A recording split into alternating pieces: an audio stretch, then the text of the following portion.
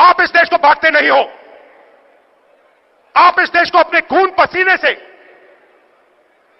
अपने दिल से खड़ा करते हो। रोज छोटे दुकानदार, किसान, मजदूर, बेरोजगार युवा, ये सब लोग मिलकर इस देश को खड़ा करते हैं। ये आपका खून है, ये आपका पसीना है, और आपके देश को कमजोर किया जा रहा है, हमारे देश को कमजोर किया जा रहा है, बांटा जा रहा है, और आपकी अर्थव्यवस्था को नष्ट किया जा रहा है। और कारण यही है कि नरेंद्र मोदी जी सिर्फ एक बात को देखते हैं, एक बात के बारे में सोचते हैं, एक चीज के बारे में सोचते हैं कि उनके हाथ में सत्ता है, हां या ना। नमस्कार दोस्तों, जनसंवाद के खास बुलेटिन में आपका स्वागत है। आज हो चला है 25 मई। फटाफट बड़ी अपडेट निकल के आ रही है। देश दुनिया की पहली बड़ी खबर निकल के आ रही है। नए संसद भवन के उद्घाटन के बीच पूरी तरह से देश भर में घमासान मचा है। वहीं राहुल गांधी ने पढ़ाया है प्रधानमंत्री को पाठ। कहा, अहंकार की ईंटों से नहीं बल्कि संवैधानिक मूल्यों से बनती है संसद। जानेगी इसके बारे में। वहीं दूसरी बड़ी खबर निकल के आ रही है। राहुल गांधी के अमेरिका दौरे से घबराई बीजेपी जा पहुंची है कोर्ट। आखिर क्या कुछ नया मामला निकल के आ रहा है। तीसरी बड़ी खबर निकल के आ रही है। बुरे फंसे प्रधानमंत्री मोदी। 2000 के नए नोट बंद कर विरोध प्रदर्शन में निकाली गई 100 यात्रा। फूका जा रहा है प्रधानमंत्री का पुतला। अगली एक और अपडेट निकल के आ रही है। नए संसद भवन के सामने 28 मई को होने वाला है दंगल। रेसलर्स करेंगे महिला महापंचायत का आगाज। अगली एक और अपडेट निकल के आ रही है। सांप्रदायिक हिंसा भड़काने में बीजेपी सबसे आगे। मणिपुर हिंसा को लेकर कपिल सिब्बल ने लगाया है बड़ा आरोप। अगली एक और अपडेट निकल के आ रही है। विपक्षी एकता को लेकर उद्धव ठाकरे और केजरीवाल से हुई मुलाकात। जानेंगे इसके बारे में। अगली एक और अपडेट निकल के आ रही है। बड़ी खबर है। बताते चलें कि राजस्थान चुनाव को फतह करने के लिए कांग्रेस कर रही बड़ी तैयारी। 26 मई को होने वाली है अहम बैठक। अगली एक और अपडेट निकल के आ रही है। हेड स्पीच मामले में मिली है आजम खान को राहत। वहीं अगली बड़ी खबर निकल के आ रही है। नई संसद के उद्घाटन के बीच सारी विपक्षी पार्टियां एकजुट होकर कर रही हैं विरोध। 19 पार्टियां बना रही हैं उद्घाटन से दूरियां कर रही हैं बहिष्कार। अगली एक और अपडेट निकल के आ रही है। कर्नाटका से जहां बजरंग दल को बैन करने के लिए मुस्लिम समुदाय हुआ एकजुट। अपनी मांगे मंगवाने के लिए कांग्रेस के सामने लगा रहे गुहार। इसी के साथ आखिरी के बुलेटिन में बात करेंगे कि मनीष सिसोदिया से कौन सी बड़ी खबर निकल के आ रही है। लगातार बढ़ाई जा रही है, तारीख पे तारीख जानेंगे सब खबरों को एक एक करके विस्तार से। लेकिन उससे पहले एक छोटा सा निवेदन कर चल अपना है तो चैनल का सब्सक्राइब, बेल आइकन जरूर दबाएगा देश दुनिया की सही फटाफट बड़ी अपडेट को पाने के लिए। दरअसल पहली बड़ी खबर निकल के आ रही है। राहुल गांधी ने नए संसद भवन के उद्घाटन के बीच प्रधानमंत्री नरेंद्र मोदी को आईना दिखाया है। उन्होंने कहा कि अहंकार की ईंटों से नहीं बल्कि संवैधानिक मूल्यों से बनती है संसद। राहुल गांधी ने बताया कि राष्ट्रपति को न बुलाना पूरी तरह से संविधान का अपमान है।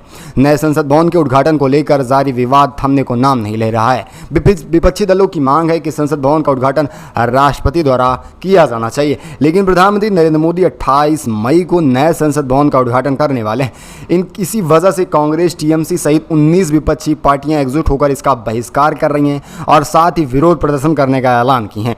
कांग्रेस नेता राहुल गांधी ने भी इस कार्यक्रम को लेकर पीएम मोदी पर जमकर हमला बोला। उन्होंने उद्घाटन समारोह में राष्ट्रपति द्रौपदी मुर्मू को नहीं बुलाए जाने पर कहा है कि यह पूरी तरह से संविधान के साथ खिलवाड़ किया जा रहा है या उसका अपमान है। पहले से भी प्रधानमंत्री मोदी ने अहंकार की ईंट जमाई है संसद पर, जबकि पूरी तरह से पुराना संसद भवन ठीक था आगे की कार्यवाही के लिए। कांग्रेस नेता राहुल गांधी ने विपक्षी पार्टियों की ओर से बहिष्कार के ऐलान में अपने समर्थन को सबसे आगे रखा है। अगली एक और अपडेट निकल के आ रही है। अमेरिकी दौरे से घबराई है बीजेपी, जा पहुंची है कोर्ट। बड़ी अपडेट निकल के आ रही है। मोदी सर ने मामले में सांस दी जाने के बाद कांग्रेस के पूर्व अध्यक्ष राहुल गांधी ने अपना राजनीतिक पासपोर्ट जमा करवा दिया था, जिसके बाद उन्हें आम पासपोर्ट के लिए आवेदन किया। इस आवेदन का पूर्व भाजपा सांसद सुब्रमण्यम स्वामी ने विरोध किया है। बताते चलें कि राहुल गांधी नेशनल हेराल्ड मामले में आरोपित हैं, इसलिए उन्हें नया पासपोर्ट बनवाने के लिए फिर से आवेदन किया था। वहीं अब मामला जा पहुंचा है कोर्ट। राहुल गांधी ने नए पासपोर्ट के लिए दिल्ली के राउज एवेन्यू कोर्ट का दरवाजा खटखटाया। अब बीजेपी नेता स्वामी ने बुधवार को याचिका का विरोध किया है। स्वामी का कहना है कि राहुल गांधी बार बार विदेशों की धरती पर जाकर केवल और केवल भारत की आलोचना करते हैं। भारत और भारतीयों के बीच केवल और केवल ये हिंसा और भेदभाव बढ़ते आए हैं। राहुल गांधी के वकील ने कोर्ट में कहा है कि उन्हें जल्द से जल्द पासपोर्ट दिलाया जाए। आपको बताते चलें कि बीजेपी की सबसे बड़ी मुसीबत है कि अगर विदेशी धरती पर राहुल गांधी जाकर बीजेपी की पोल खोल देते हैं तो ऐसे में पता चल जाएगा कि आखिर बीजेपी और खासकर नरेंद्र मोदी भारत में आखिर क्या कुछ करते आ रहे हैं। चलते हैं अगली एक और अपडेट निकल के आ रही है। बुरे फंसते जा रहे हैं प्रधानमंत्री मोदी। 2000 के नए नोट बंद कर निकाला गया विरोध प्रदर्शन, साथ में 100 यात्रा फूका जा रहा है पुतला। बड़ी अपडेट निकल के आ रही है। यूएनएसआई ने रायपुर में सोमवार को अनोखा प्रदर्शन किया, जिसमें यूएनएसआई ने 2000 की करेंसी बंद किए जाने पर विरोध प्रदर्शन जताया और साथ में 100 यात्रा निकाली गई। प्रदेश सचिव कुणाल दुबे ने नेतृत्व में घड़ी चौक से सैकड़ों की संख्या में कार्यकर्ता जुटे। फिर यहां से 2000 रुपए के नोट की 100 यात्रा के साथ साथ बताते चले प्रधानमंत्री मोदी के पुतले भी फूके गए। इसके बाद 100 यात्रा का विरोध प्रदर्शन खत्म हुआ। वहीं केंद्र के खिलाफ जमकर नारेबाजी भी हुई है। इस मौके पर पुलिस और एनएसयूआई कार्यकर्ताओं के बीच जमकर झड़प भी हो गई।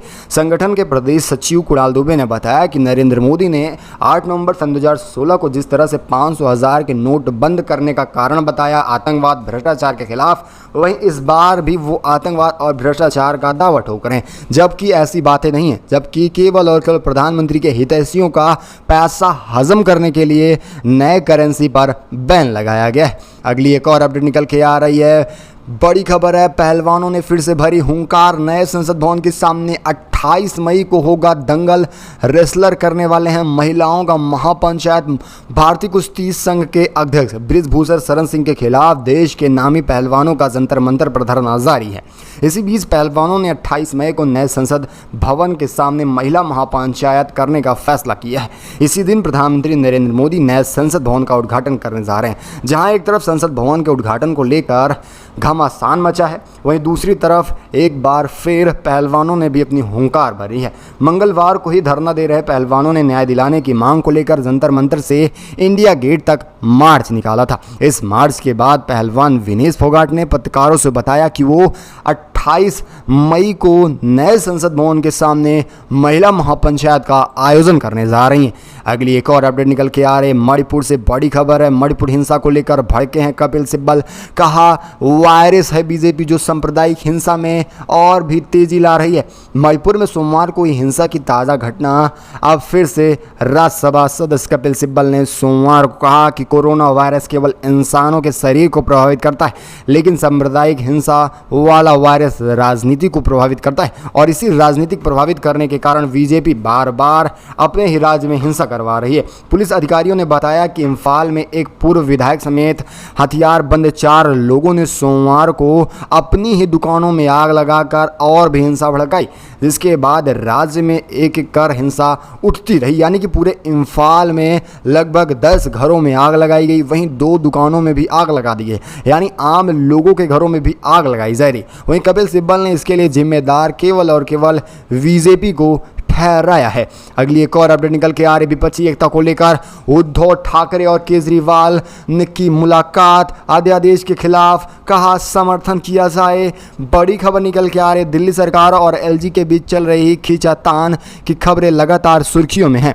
दिल्ली में नौकरशाहों के ट्रांसफर पोस्टिंग का अधिकार एलजी को दिए जाने के केंद्र सरकार के अध्यादेश के खिलाफ बवाल मचा हुआ है। दिल्ली के सीएम अरविंद केजरीवाल अब विपक्षी नेताओं के समर्थन के लिए प्रयास कर रहे हैं।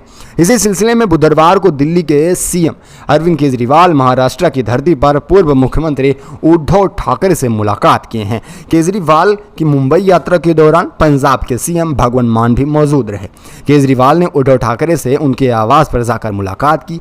बैठक के दौरान आम सांसद संजय सिंह, राघव चड्ढा भी साथ रहे थे और दिल्ली की कैबिनेट मंत्री अतिशी मौजूद रही। केजरीवाल गुरुवार को भी एनसीपी सुप्रीमो शरद पवार से भी मुलाकात किए थे। यानी कि अब सारी विपक्षी पार्टियां एकजुट होती आ रही हैं और उनका एक ही टारगेट है कि इस बार बीजेपी को केंद्र से कैसे भी करके उखाड़ फेंकना है, क्योंकि पूरी तरह से तानाशाही बरतती आ रही है बीजेपी सरकार।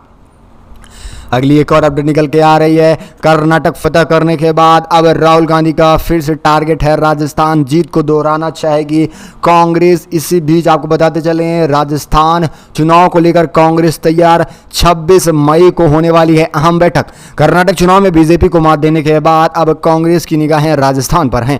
आगामी विधानसभा चुनाव को लेकर आलाकमान अपनी तैयारियां कर रही हैं। इसी के चलते 26 मई को राजस्थान और मध्य प्रदेश के चुनाव को लेकर कांग्रेस की दिल्ली में अहम बैठक होने जा रही है। वहीं 26 मई के अगले दिन ही यानी 27 को छत्तीसगढ़, तेलंगाना और मिजोरम को लेकर भी खास बातें होने वाली है। लेकिन इन सब के बीच खास बात निकल के आ रही है कि ऐसे में 2 दिन बाद होने वाली इस बैठक पर पायलट और गहलोत के मुद्दों को लेकर भी मंथन होने वाला है। खास बात इसलिए भी है क्योंकि 11 मई से जहां जनसंघर्ष सचिन पायलट का शुरू होता है, वहीं गहलोत के बीच अल्टीमेटम भी जारी होता है और ऐसे में राहुल गांधी इस नए मुद्दे को पूरी तरह से नीचे दबाना चाहेंगे क्योंकि विधानसभा चुनाव नज़दीक है। अगली एक और अपडेट निकल के आ रही है, आजम खान को मिली बड़ी राहत हेड स्पीच मामले में। बड़ी अपडेट निकल के आ रही है, समाजवादी पार्टी के राष्ट्रीय महासचिव हेड स्पीच के मामले में पूरी तरह से दोष मुक्त हो चुके हैं। रामपुर के एक विशेष अदालत ने समाजवादी पार्टी के वरिष्ठ नेता आजम खान को सन 2019 में नफरती भाषण देने के मामले में उनके ऊपर हेड स्पीच के तहत मामला दर्ज किया था, जिसमें उन्हें 3 साल की कैद की सज़ा सुनाई गई थी और इसी के तहत उनकी विधायकी चली गई थी और सांसदी भी चली गई थी। वहीं बड़ी खबर निकल के आ रही है, जहां फिर से MP MLA कोर्ट ने बड़ा फैसला सुनाया और उन्हें राहत दे दी गई। निचली अदालत में अपील देने के बाद यह बड़ा फैसला आया था। अब आपको बताते चले, हेड स्पीच मामले में आजम खान को बरी कर दिया गया है, साथ ही उनकी सांसदी भी लौटा दी गई है। चलते हैं अगली एक और अपडेट निकल के आ रही है, प्रधानमंत्री नरेंद्र मोदी बड़े नाराज होंगे मेरी बात से, लेकिन भड़के हैं असदुद्दीन ओवैसी, राष्ट्रपति को करना होगा उद्घाटन। बड़ी खबर निकल के आ रही है, नए संसद भवन के उद्घाटन पर सियासी बवाल के बीच आपको बताते चलें कि चीफ असदुद्दीन ओवैसी ने नया बयान अपना जारी किया। ओवैसी का कहना है कि प्रधानमंत्री और राष्ट्रपति दोनों ही नए संसद भवन का उद्घाटन नहीं करना चाहिए। ओवैसी के मुताबिक प्रधानमंत्री और राष्ट्रपति कार्यपालिका का हिस्सा है, जिस वजह से नए संसद भवन का उद्घाटन केवल और केवल इस स्पीकर को करना होगा। ओवैसी ने साफ कहा, अगर प्रधानमंत्री नए संसद भवन का उद्घाटन करते हैं तो हम समारोह में शामिल नहीं होने वाले।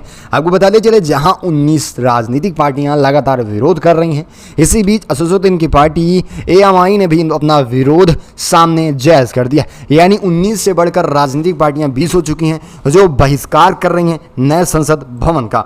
अगली एक और अपडेट निकल के आ रहे, कर्नाटका से बजरंग दल को करना होगा बैन, मुस्लिम समुदाय अपनी मांग मांगने आ चुका है। कर्नाटक में सरकार बनने से पहले कांग्रेस ने अपना बड़ा फरमान किया था कि सरकार बनने के बाद बजरंग दल को बैन किया जाएगा, इसी आधार पर सरकार भी बनी होगी। वहीं जमीयत उलमे हिंद के कांग्रेस से बजरंग दल को प्रतिबाधित करने का वादा पूरा करने के लिए अब कहने लगे हैं। ऐसा नहीं होने पर आगामी चुनाव में मुस्लिमों का समर्थन नहीं मिलने वाला है, यह चुनौती भी अब दी जाने लगी है। कर्नाटक विधानसभा चुनाव के दौरान कांग्रेस ने प्रतिबंधित कट्टरपंथी संगठन को बैन करने का आदेश किया था। उन्होंने वादा किया था सरकार बनते ही बैन कर दिया जाएगा। अब वहीं कर्नाटक में सरकार को लोग अब याद दिलाने लगे हैं कि अपने वादे को पूरा किया जाए, नहीं तो आगामी चुनाव में करारी हार झेलनी पड़ सकती है। दरअसल आपको बताते चलें कि कर्नाटका के विधानसभा चुनाव में मुस्लिम पक्ष के सारे वोट केवल और केवल कांग्रेस के खेमे में गए और यही वजह रही है कि कांग्रेस की पूर्ण बहुमत के साथ सरकार बनी और यही सब रहा कि अपना वादा भी वो कांग्रेस से पूरा कराना चाहेंगे। अगली एक और अपडेट निकल के आ रही है, चलते हैं बड़ी खबर है, मनीष सिसोदिया ने वापस ली अंतरिम जमानत याचिका, पत्नी की सेहत पर हवाला देकर मांगी थी बेल। दिल्ली आबकारी नीति के कथित घोटाले मामले में तिहाड़ जेल में बंद पूर्व उप मुख्यमंत्री मनीष सिसोदिया अपनी अंतरिम जमानत याचिका भी वापस ले लिए हैं। सिसोदिया ने दिल्ली हाई कोर्ट से CBI मामले में अंतरिम जमानत याचिका वापस ली। बताते चलें, इससे पहले वो अपनी पत्नी के स्वास्थ्य के आधार पर अंतरिम जमानत मांगे थे। इस पर हाई कोर्ट ने 11 मई को अंतरिम और नियमित जमानत पर फैसला सुरक्षित कर लिया था। इससे पहले मंगलवार को राव कोर्ट ने आबकारी घोटाले में सिसोदिया की न्यायिक हिरासत पर 1 जून तक के लिए न्यायिक हिरासत बढ़ाई हुई थी। उन्होंने आबकारी घोटाले से जुड़े ED के मामले पर मनी लॉन्ड्रिंग और न्यायिक हिरासत की अवधि खत्म होने पर कोर्ट में पेश करना होना था और ऐसे में अब वो फिर से अपनी अंतरिम जमानत को वापस ले लिए। अगली एक और अपडेट निकल के आ रही है, MP चुनाव को लेकर नई रणनीति के साथ उतरना चाहेगी कांग्रेस। कर्नाटका विधानसभा चुनाव में शानदार जीत के बाद उत्साहित कांग्रेस ने एक बड़ा फैसला लिया है। कांग्रेस ने मंगलवार को कहा कि वह मध्य प्रदेश में अलग विधानसभा चुनाव किसी नए चेहरे के साथ नहीं बल्कि अपने पुराने चेहरों के साथ उड़ना चाहेगी। जिस तरह से उन्होंने पुराने चेहरे के साथ कर्नाटक में सरकार बनाई, इसी तरह से मध्य प्रदेश में वो कमलनाथ के साथ मिलकर सरकार बनाना चाहेंगे। पवन खेड़ा का कहना है कि मध्य प्रदेश में अगली सरकार चोरी सरकार नहीं होने वाली है। हम चुनाव जीतकर सत्ता में आएंगे। हम मुद्दों के आधार पर चुनाव लड़ने वाले हैं। हम सांप्रदायिक हिंसा और धर्म के आधार पर चुनाव नहीं लड़ेंगे। पवन खेड़ा का आगे कहना है कि राहुल गांधी ने अपनी भारत जोड़ो यात्रा के दौरान कन्याकुमारी से श्रीनगर तक की पैदल यात्रा से मध्य प्रदेश के लोगों का साथ और उनका समर्थन जीत लिया है। उनसे कई तरह से बातचीतें हुई है, जिसमें महंगाई, बेरोजगारी, भ्रष्टाचार और महिला सुरक्षा मुद्दों से जुड़ी हुई हैं। यानी इस बार कर्नाटका की तरह मध्य प्रदेश में भी कांग्रेस महंगाई, बेरोजगारी और महिला सुरक्षा के मुद्दों पर चुनाव लड़ना चाहेगी और खासकर फिर से सरकार बनाना चाहेगी मध्य प्रदेश में कांग्रेस। अगली एक और अपडेट निकल के आ रही है, बड़ी खबर है। चलते हैं, एनडीटीवी की सीनियर एडिटर सारा जैकब ने दे दिया इस्तीफा। एक एक करके एनडीटीवी से नाता तोड़ रहे हैं सभी एंकर। इससे पहले आपको बता दें, रवीश कुमार ने भी एनडीटीवी से इस्तीफा दिया था। दरअसल आप जान लें क्या वजह है कि सभी एनडीटीवी से रिश्ता तोड़ते आ रहे हैं। मेन वजह है कि लगातार अडानी अपने वादे और अपने प्रधानमंत्री द्वारा किए गए वादों को एंकर द्वारा पूरा कराना चाहेंगे। वो साफ कहते हैं कि एनडीटीवी पर केवल और केवल मोदी का गुणगान होना चाहिए। वो चाहते हैं कि इस पर केवल और केवल गोदी मीडिया का काम हो, जबकि कुछ अच्छे एंकर हैं जो नहीं करना चाहेंगे। वो केवल और केवल इस्तीफा दे, इससे निकलते बन रहे हैं। एनडीटीवी के एंकर एवं वरिष्ठ संपादक सारा जैकब ने अपने पद से इस्तीफा दे दिया। वे पिछले 20 साल से काम कर रही थी, लेकिन उन्होंने दावा किया कि अब एनडीटीवी पूरी तरह से मोदी भक्त होती जा रही है, जो एक तरह से गोदी मीडिया बन चुकी है, जो अडानी के इशारों पर काम कर रही है। यही वजह है कि हम एनडीटीवी से इस्तीफा दे रहे हैं। और आपको बताते चलें, करारा झटका भी लगा है। जिस तरह से रवीश कुमार के जाने से एनडीटीवी की टीआरपी कम हो गई और आने वाले समय में सारा के जाने के बाद भी एनडीटीवी और भी नीचे आने वाली है। और यह मोदी के साथ साथ अडानी ग्रुप को भी करारा झटका होने वाला है। सारा चैनल पर We the People show host भी करती थी। एनडीटीवी को खुद ही वो इस्तीफा भेजती हैं, जिसमें वो रचनात्मक रूप से कहती हैं कि मैं इस्तीफा अपनी इच्छा से दे रही हूं, क्योंकि लगातार इस पर केवल और केवल मोदी के गुणगान हो रहे हैं, जो कि कतई भी सही नहीं है। चलते हैं, अगली एक और अपडेट निकल के आ रही है। अखिलेश यादव लोकसभा चुनाव के लिए भरे हुंकार, बढ़ा रहे बीजेपी की मुश्किलें। बड़ी खबर निकल के आ रही है। अखिलेश यादव का कहना है कि यूपी में सपा की भाजपा के साथ मजबूत चुनौती होने वाली है। जिस तरह से कर्नाटक में कांग्रेस के साथ चुनौती हुई और खासकर वहां पर कांग्रेस की सरकार बनी, इसी तरह इस बार यूपी में कुछ खास होने वाला है। यूपी में भी इस बार बीजेपी और सपा के बीच टक्कर की लड़ाई होगी और खासकर सरकार बनेगी इस बार सपा की। आपको बताते चले, करारी हुंकार के साथ एक बार फिर वो बिजली संकट के साथ साथ बढ़ रही बेरोजगारी और भाजपा द्वारा किए गए वादों पर उन्हें घेरा है। भाजपा जिस तरह से महंगाई, बेरोजगारी के वादों के साथ सरकार बनाई, उन वादों पर जरा भी ध्यान ना दिया। वहीं सपा का कहना है कि भाजपा ने वादा किया था किसानों की आय दोगुनी कर देंगे, लेकिन दोगुनी के बजाय आधी कर दिए। और खासकर यही वजह होने वाली इस बार यूपी से खासकर बीजेपी की विदाई का। चलते हैं, अगली एक और अपडेट निकल के आ रही है। बड़ी खबर है, आपको बताते चलें, केवल पीएम मोदी का नाम जानने के लिए बनाया गया है नया संसद भवन। भड़के हैं संजय राउत। बड़ी खबर है, नए संसद भवन के उद्घाटन कार्यक्रम को लेकर पूरी तरह से सभी राजनीति पार्टियों के साथ साथ पूरे देश भर में घमासान मचा है। प्रधानमंत्री मोदी का जमकर विरोध हो रहा है। शिवसेना नेता संजय राउत ने बुधवार को ही कहा कि सभी विपक्षी पार्टियां नए संसद भवन के उद्घाटन कार्यक्रम का बहिष्कार करने के लिए तैयार हैं। 28 मई को जमकर विरोध होगा और साथ ही बहिष्कार होगा। संजय राउत ने दावा किया है, उन्होंने कहा कि मैंने सबसे पहले सेंट्रल विजडा प्रोजेक्ट पर सवाल खड़ा किया। हमने कहा कि जब देश की आर्थिक स्थिति इतनी खराब है तो देश में इतने बड़े प्रोजेक्ट की क्या ज़रूरत है। उन्होंने कहा कि जब 100 साल तक पुराना संसद चल सकता था तो ऐसे में नए संसद भवन का क्यों आया। उन्होंने बताया कि यह केवल और केवल प्रधानमंत्री अपने नाम के लिए बनाए, क्योंकि उन्हें ऐतिहासिक संसद भवन यानी कि पुराना संसद भवन जरा भी रास ना आया, क्योंकि उसमें आरएसएस और बीजेपी का कोई रिश्ता नहीं रहा है। वह कांग्रेस द्वारा जननी है पुराना संसद भवन। इसी वजह से बीजेपी ने अपना नया संसद भवन बनाया हुआ है। दरअसल आपकी क्या राय है, अपनी राय कमेंट के माध्यम से जरूर देगा। क्या देश की आर्थिक स्थिति खराब होने के कारण नए संसद भवन का निर्माण नहीं करना था? अपनी राय जरूर बनाएगा। अगर आपको भी लगता है कर्नाटक की तरह राजस्थान में बनेगी कांग्रेस की सरकार तो वीडियो को लाइक कर, ज्यादा से ज्यादा शेयर कर, अपना समर्थन देना। तब तक के लिए जय हिंद, जय भारत।